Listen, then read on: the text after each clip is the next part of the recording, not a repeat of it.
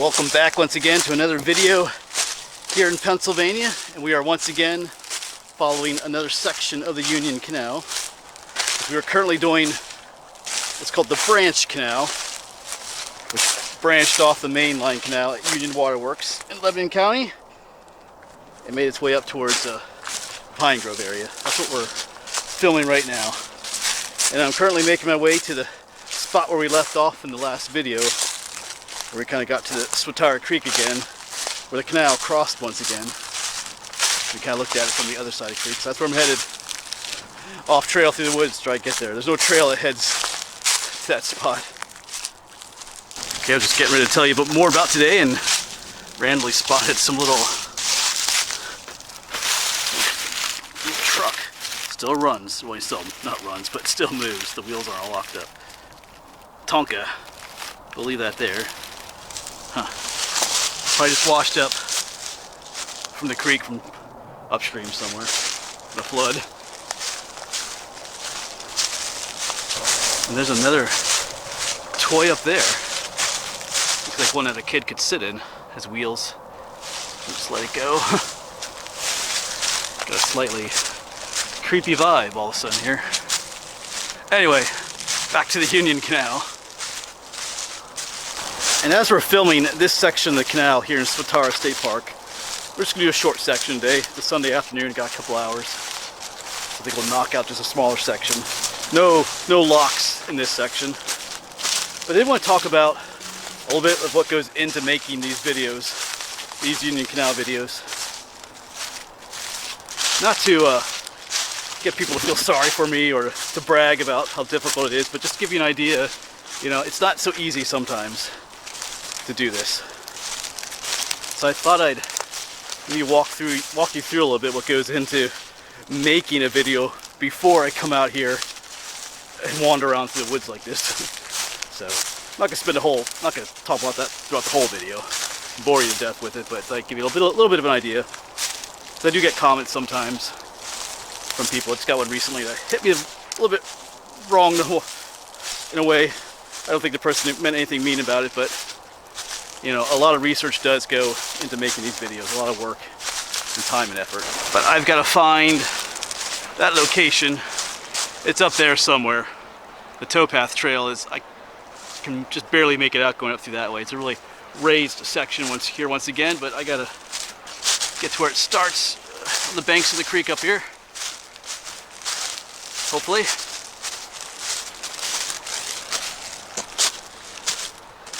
Alright, we're finally approaching the start of our location. You can kind of see the raised, hold on a second, you can see the raised towpath trail off through the woods there a little bit. And the creek is curving up around, so we should come up to our spot here, where we left off in the last video. Yeah, it's right over here actually. I gotta get over there yet. Alright, so here we are. Across on the other side of the stream is where we ended the last video. Right there's the towpath trail. You can see how it's eroded away a little bit. And I'll try to zoom in on there in a moment. Let's head down here a little bit. I see a lot of rocks over there. Oh, it's muddy here. Oops, stuck on a tree. Oh, there we go. So if I zoom in right there, that's a cross section of towpath, but I see a lot of rocks right there. So I'm still wondering, well, what came across the creek here? Because that's the towpath. It came, and then, you know, it would have come across here, and then right over here is where it picks up again. So right here is where the canal came across the creek.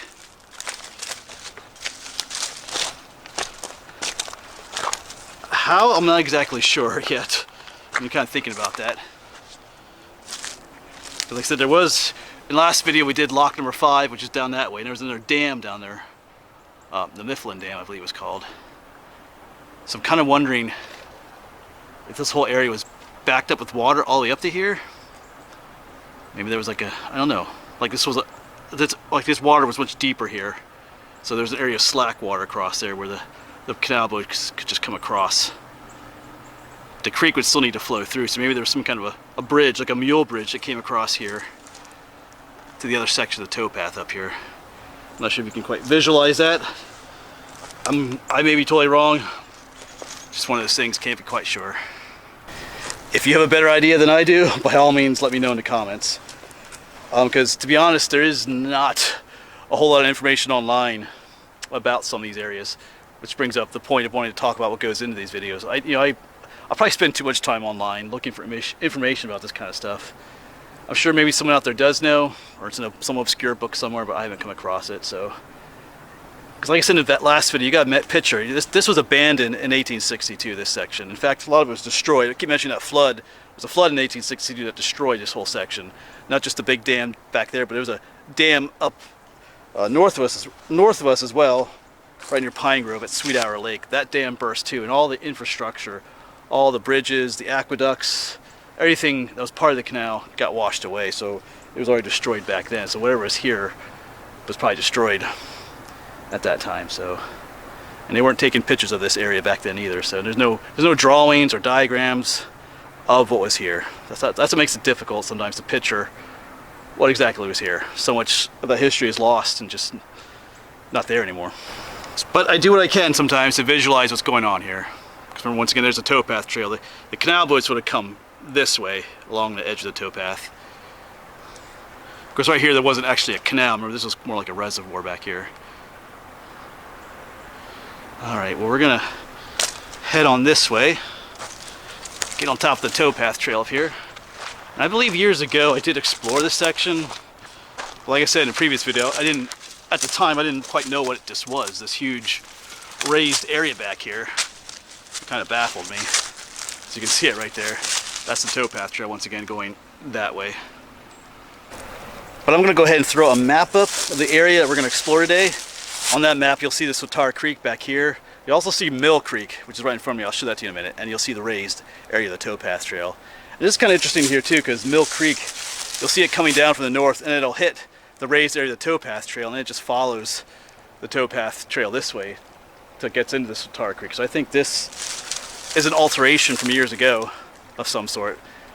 I'm not sure. It almost looks like they could have used it as the canal too. I'll show you here in a moment. So I'm going to toss that map up first. So once again, there's the towpath that we're going to follow, and here's Mill Creek. Let's get on this side around the tree. You can see how it flows straight along the edge of the towpath trail, which I said I don't believe is its natural course.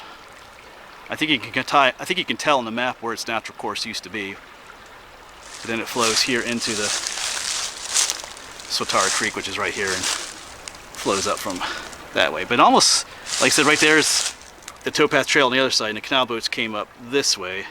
So it almost looks like Mill Creek here could have been the canal, and maybe it was in a way. Kind of starting to wonder. Like I said, I'm not entirely sure how things worked right here in this area. But maybe there was a dam of sorts right here, and I don't know, maybe it diverted a lot of the water up this way, up this creek. Anyway, just wondering. Anyway, let's quit yapping and start exploring. And then, as I said, I'll talk a little bit about what goes into making these videos as we go along.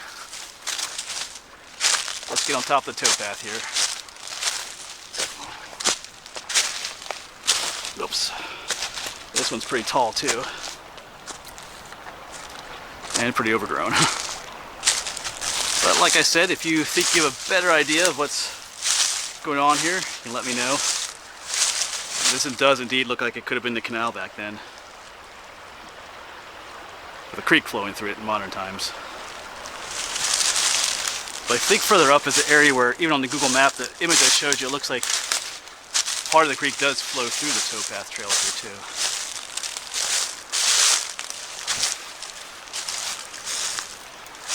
But that is a huge problem with this series, is just the lack of information out there about how everything worked on the canal. I mean, in some ways there's no lack of information on the Union Canal.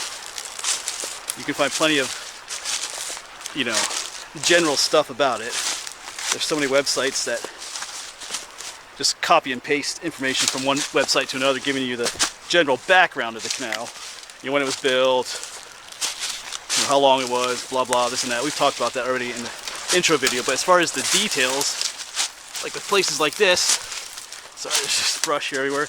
It's difficult there's almost nothing out there. If there is, it's hidden away somewhere in someone's library or something like that. So as I prepared to make videos about the Union Canal, one of the tools I've had to find was maps from like the 1860s or earlier, a historical atlas that shows where the canal went and where the individual locks are. I mean, you can kind of see on Google Maps, on modern Google Maps, where the canal went in many locations, but modern Google Maps does not tell you where all the individual locks were, or other structures, old aqueducts and things like that. That's what you need the old atlas for, from like 1860 or something like that. Then you have to compare the 1860 atlas with modern Google Maps or some other road map, and that's not always the easiest thing to do. The roads are not the same. There's new roads. Roads have been rerouted, even sometimes the streams and stuff. So it's quite a challenge just to find out where the individual locks are. I spent a lot of frustrating time doing that. Sometimes just even finding an atlas that would work. Because there's some atlases from the 1800s. Some have the canal on it and some don't. And some of the ones that did have the canal didn't have the locks listed as to where they were. Some did, but not all of them. But then as soon as I enter a new county, like for a while when we were in Berks County, I had a really good map that showed where everything was. And then when I got into Lebanon County, I had trouble finding a map that would show where the locks were again. So I had to go over that struggle again to finding a good atlas. And this towpath trail is super overgrown. Pretty much everything you see on this trail wants to poke you in some way or other.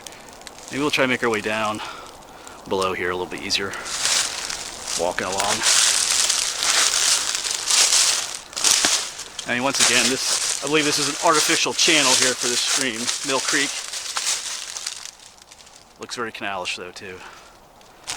And this isn't so great down here either, which is another challenge of doing this series. There's a number of thorns and briars and all kinds of brush we have to go through as we follow it. There's been sections we've been on that have been beautiful, just like pristine trails. Hold on a second. Some of those trails were on public land, some were on private land. And then we've had sections even worse than this, where it's just like a nightmare. Then what makes it exciting then, though, is that as you're busting your way through the brush, as you look off in the distance, you catch a glimpse of that familiar stonework. And you know it's one of the locks you're looking for. So that really makes it worth it too. But then even once I find out where one of the locks are, like comparing the old 1800s map with the modern map, I then have to figure out whose property that lock is on. Is it on public property? If it's on private property, who does that property belong to? That's when I go use other maps. I try to look up the county tax map that shows what individual properties are and stuff to find out who owns that land, and then proceed to write them a letter asking permission to explore that section of the lock on their property. And we've had a lot of mixed success with that. Some folks were excited and pleased to have me come and check out the history on their property. They'd even drive me around in their four-wheeler or their side-by-side and show me around their farm. That's cool. And other people weren't as friendly to work with, but they still gave me permission. But I'd say roughly half the people I never heard from, which, there's probably varying reasons for that. Some people are just busy. Maybe they intended to get back to me, but just forgot about it. I know I do the same thing. You look through your emails and your texts. Through your emails and texts, you realize that, oh, yeah, that person, texted me, 3 weeks ago, and I never got back to them. That kind of stuff. And you feel all kind of embarrassed, but you just don't bother anyway. There's all kinds of stuff like that can happen. Or maybe they just don't want someone on the property either. And up ahead here is where this section of the towpath trail got washed out through here. I don't know if that was natural or done later, at a later time. I mean, done unnaturally, I guess I should say.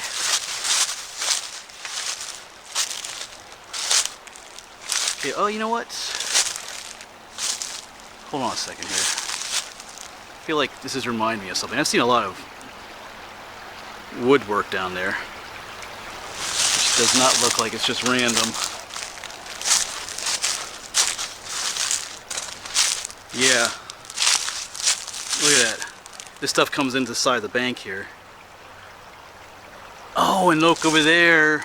You know, in one of my recent videos, I mentioned I was looking for a certain spot, but that's on the other side of the creek. I'm not sure I can get across it. You see some concrete over there.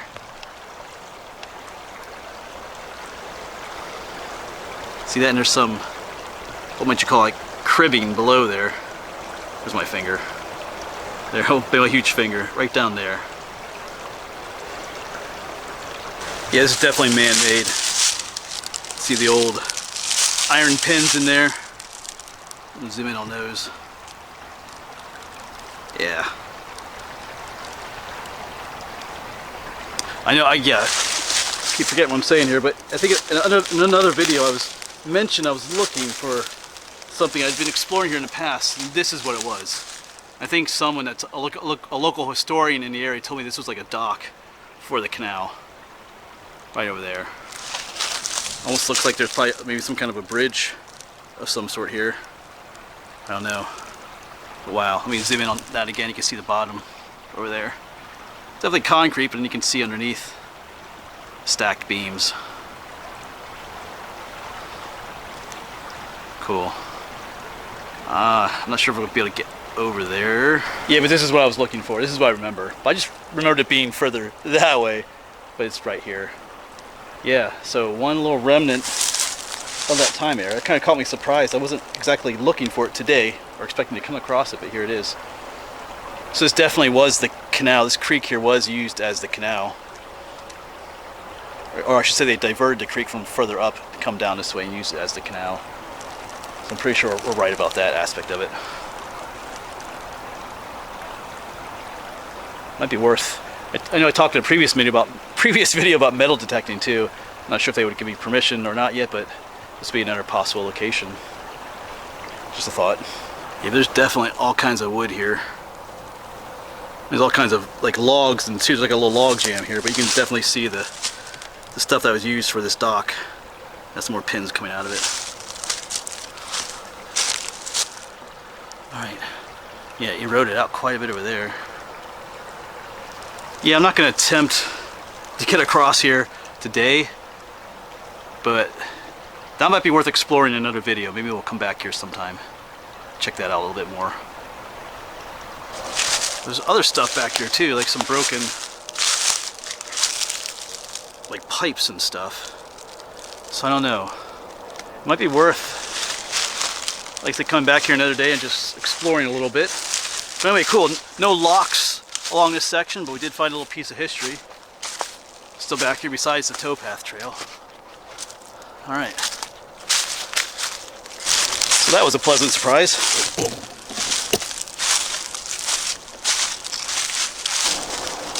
But even when I do get permission from property owners, I kind of have to work it out with them as to what time I can be there. Especially if I'm trying to do a larger section, I have to kind of coordinate things with several different property owners.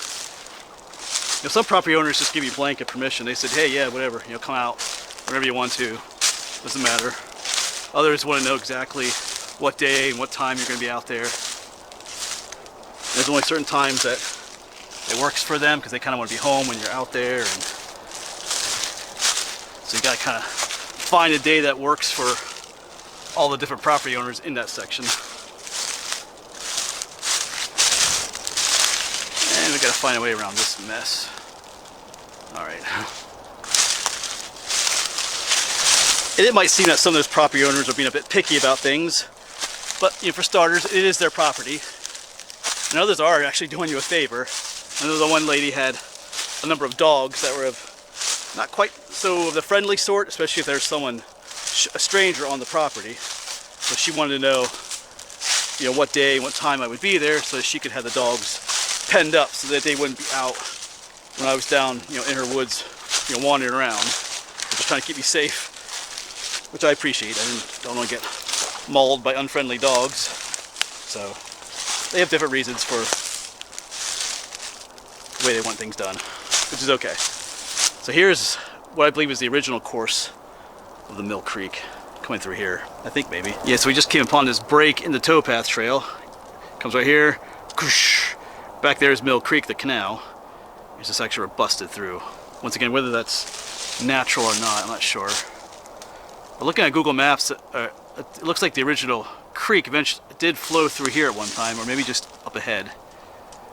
But you know, it came down from the north and it got diverted along this way. But I wonder if this was the original path of it, although it looks fairly dry out this way. Anyway, we gotta make our way around this.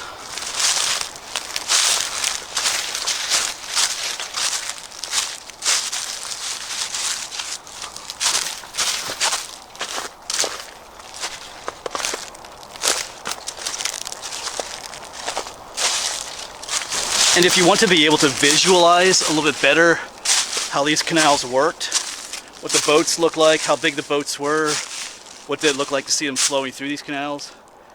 Over in the UK, they're restoring a lot of the canals, and you can see a lot of the canal boats in action. They have new canal boats. And there's people that actually live full time in those canal boats. You can see how long and narrow they are so that they can flow through these canals. You can see how the locks operated, things like that. And I got a message recently about that. Someone was having a little difficulty visualizing what it looked like in the canals with the boats and stuff. So he allowed breath going through his thorns. But yeah, type in UK canal boat living or something like that, and you'll come across some channels that'll show you, give you a good idea of what it looked like, or what this might look like in the past too. And here we have a nice, beautiful section to walk on. Absolutely no thorns.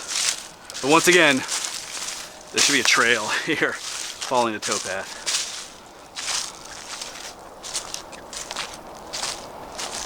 I'm not sure if that will ever happen. I feel like the park is really dropping the ball on that. I know they have trouble with money and people able to help, but anyway. Yeah, so somewhere up here we'll see Mill Creek actually come in to this canal. At least I think so, if I remember seeing the map correctly.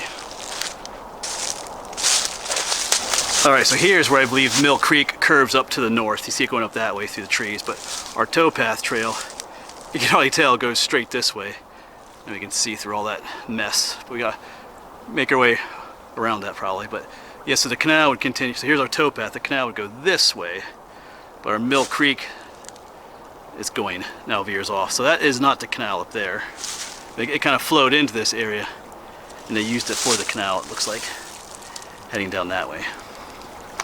All right, so I think I was wrong earlier about. I don't know. We'll see. There should be a break in the towpath up here, or maybe Mill Creek originally flowed through up here, maybe? We'll see. Or maybe that was the spot back earlier. Won't know until we get...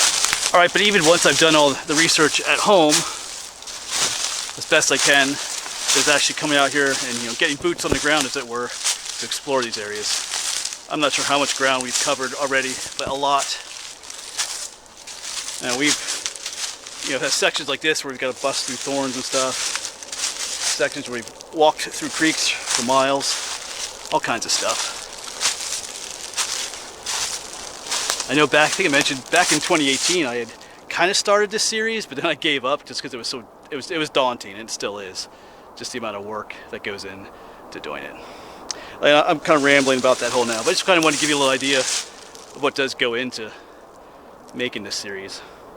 I mean, I love it, to be honest with you. I mean, it's a lot of work, but I'm having the time of my life doing it. There's some disappointments, but it's just great.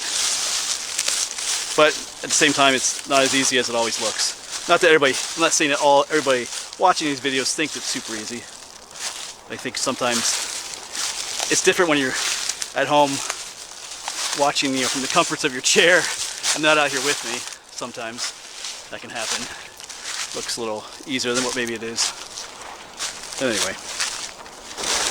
Alright, so we're entering an area here where things have been altered greatly since the canal days. Here's our towpath trail, and it just kind of gets obliterated. There's these mounds here. This is all like coal waste from the coal mining days. that they just piled up here. You can see, kind of see the old waste coal pieces down there. This is all put here after the canal shut down. That's what all this is here. So our canal still would have been down along the edge there, but this has all been added later. So it means we're not too far from the road up here where we'll end. Up at, was it Swopes Valley Road? So I know I've been blabbing a lot in this video. Once again, it's not about trying to get people to feel sorry for me or to get people to think that I'm something great or amazing. Once again, it's just about trying to, you know, maybe to show, like I said, what goes into making this series. It is difficult, but like I said, it's fun too. You know, when you accomplish something that's difficult, it gives you like a greater sense of achievement too. So, but I welcome any input into the history or things that happen here. Because like I said, I don't know everything. I try to find what I can, but I'm just one person. It's kind of like walking through a wasteland in this section. It's even worse on the other side of the road. There's a huge section like this, which we'll get a glimpse of in the next video. Oh yeah, you can see the road right there. So this has all been, like I said, altered in the past. The canal kind of came through here at one point, but it's all been filled in and destroyed. We gotta make our way to the road.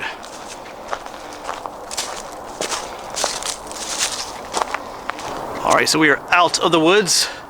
That's where we were. All the brush and thorns. And in the next section, we're gonna head that way. And that section is gonna be a doozy. It's extremely overgrown and swampy back there. But we're gonna try to get to Lock 4 in the next episode.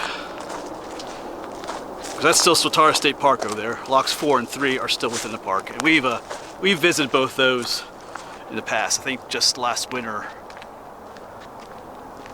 or last spring, I think we stopped in and looked at them again. I was just kind of wandering around back there in a video. So no locks in this video, but we did find that cool dock area, those timbers and stuff.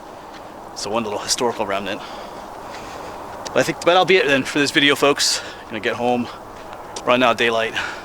As always, folks, thanks for coming along, and hopefully we'll see you on the next one. And like I said, if you can find any information online about the canal that you think I might not have found myself, by all means, send me a message. I may not always reply, but I do read your messages, so I get a ton of messages too, so sometimes it's difficult to, well, reply to every single one sometimes. But anyway, as I said, thanks for coming along, folks.